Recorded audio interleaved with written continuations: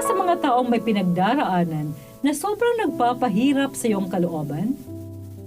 Ay paanyaya sa iyo ang Panginoon ngayon. Mapayapang araw ng Miyerkules sa ikalawang linggo ng Adbyento. Kumusta po kayo? Kumusta ang ginagawa ninyong paghahandang espiritual ngayong panahon ng Adbyento? Naway, nakapaglalaan kayo ng sapat na panahon sa pagdarasal at pag-usuri ng sarili kung namumuhay pa kayo ayon sa kalooban ng Diyos. Ako ay Sister Lines ng Daughters of St. Paul na nag-aanyayang buksan na natin ang puso at isip sa paggabay ng banal na spirito upang maunawaan ang mensahe ng mabuting balita ngayon.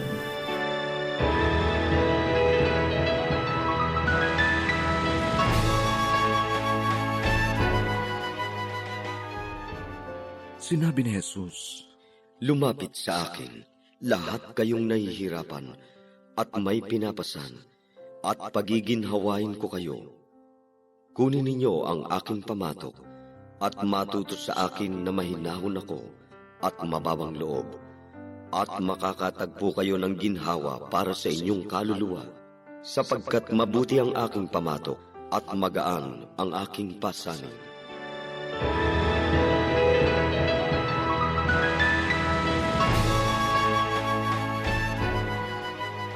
Mapagpalang araw mga kapanalig, ako si Sister Didi Alarcon ng Daughters of St. Paul, kasalukuyang naka-assign sa Archdiocese of Cáceres.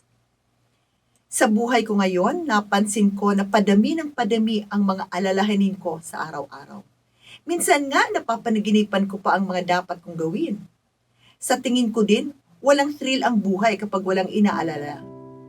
Nasanay na yata akong may mga alalahanin, as if lahat kaya kong gawin. Nakakapagod. Minsan may nakita akong cute na post sa Facebook. Larawan ng isang baby na mahimbing ang tulog. Ang caption, "Give your worries to God and go to sleep." Napangiti ako. Sabay sabi, aba si Lord, ginamit pa talaga ang Facebook para paalalahanan ako. Mga kapanalig, alam ng Panginoon ang pinagdaraanan ng bawat isa sa atin. At gagawin niya ang lahat upang makapag-connect sa atin. Marahil, yung iba sa inyo makaka-relate kapag sinabi kong pati nga ang social media, ginagamit din ng Panginoon upang ipaalala sa iyo na nariyan siyang lagi, handang umalalay, handang makinig sa mga kwento mo. Ngayong panahon ng Adbyento, ano ba ang pinagkakabalahan mo? Ano ba ang inaalala mo? Wari mo ba'y hindi yon alam ng Panginoon? Magtiwala. Ipaubaya sa Kanya anuman ang bumabagabag sa iyo ngayon. Ikwento mo sa Kanya anuman ang mabigat sa puso mo, mga kinakatakutan mo, mga suliranin mo. Sinabi ni Jesus, lumapit kayo sa akin, kayong lahat na nahihirapan at lubhang nabibigatan sa inyong pasanin, at kayo'y bibigyan ko ng kapahingahan. Huwag nang magdalawang isip, kapanalig. Lumapit tayo sa Kanya, hindi bukas o makalawa. Ngayon na. Siya ang sagot sa lahat ng ating mga tanong.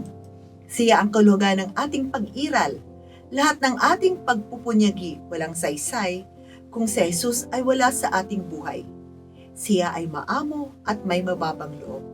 Sa Kanya lamang tayo makakatagpo ng tunay na kapahingahan. Mga kapanalig, support Pauline's online ministry. Subscribe, like, and follow us on Facebook, YouTube, Instagram, Twitter, TikTok, Spotify, Google, and Apple Podcast. Maraming salamat po.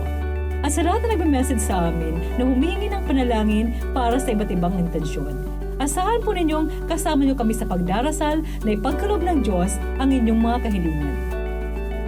Ito po muli si Sister Lines ng Daughters of St. Paul na nagpapaalalang salita ng Diyos ating dasalin at pagnilayan upang paglalakbay natin ngayong panahon ng Adbyento'y magabayan, maging mabunga at makahulugan.